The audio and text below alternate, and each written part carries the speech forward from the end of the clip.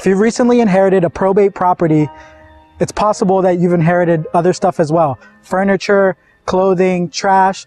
So today I want to shoot a special video, take you behind the scenes of what a probate property looks like before it actually hits the market. So today we're in Sylmar, California. It's about 30 minutes north of downtown in the San Fernando Valley. We're about to tour this house, probate property, before it hits the market. So let's go.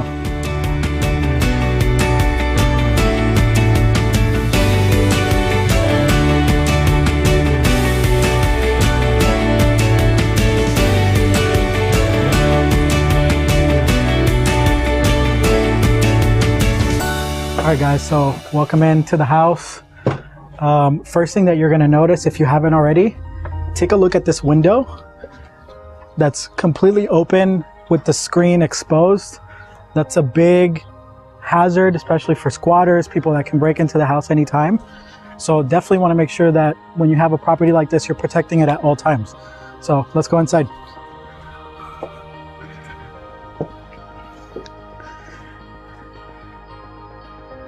If you've inherited a probate property, a lot of times it's possible that your home can end up looking like this, right? Mom, dad, brother, sister passes away.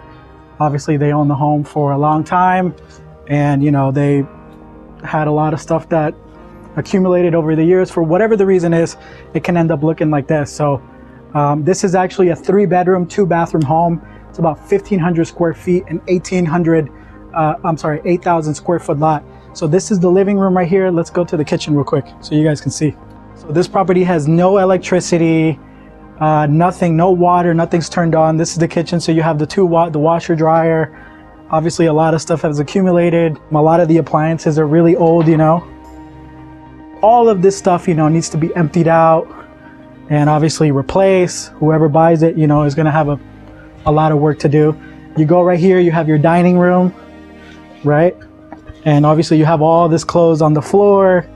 And then if you follow me, you enter the den, which is full of spider webs throughout the house, as you see.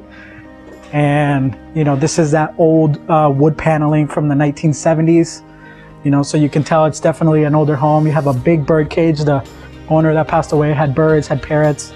And, you know, if you can tell, you have a lot of feces on the floor from animals and dogs, cats that stayed here. So this is very common in a probate home. A lot of people that, you know, have lived here 30, 40 years, they have animals, they have a lot of stuff accumulated, and, you know, they just let it get like this. So let's go into the bedrooms. We got 3 bedrooms in the back and 2 bathrooms. Open this door, you have your first bathroom. So if you want to peek in there, kind of get an idea of what, you know, all the stuff that's in there.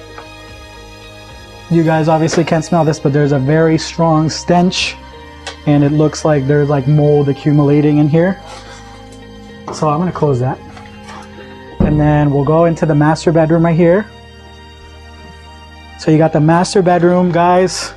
Obviously, you know, all this stuff has to go. This is stuff that is not really valuable. I mean, you have some jewelry here, which the owner might decide to sell or take it, but a lot of this stuff is trash, right? You have clothes that can be donated, stuff that's not usable.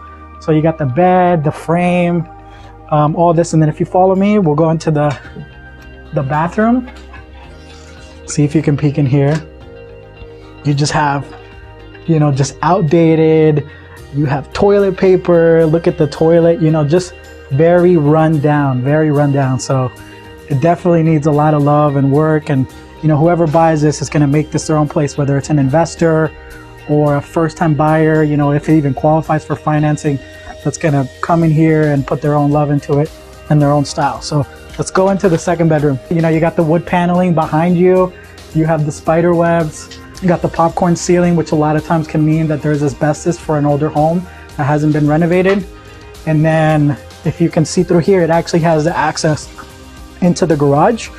It's got a lot of stuff, tubes and boxes and all that stuff. So all of this is going to be emptied out. So let's go into the final bedroom.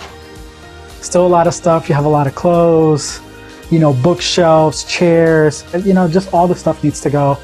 I mean, you see spiders, you know, popcorn ceiling again, probably throughout the whole house. And the biggest thing too, if you look behind you, look up on the ceiling right here, This is where the smoke detector is supposed to be.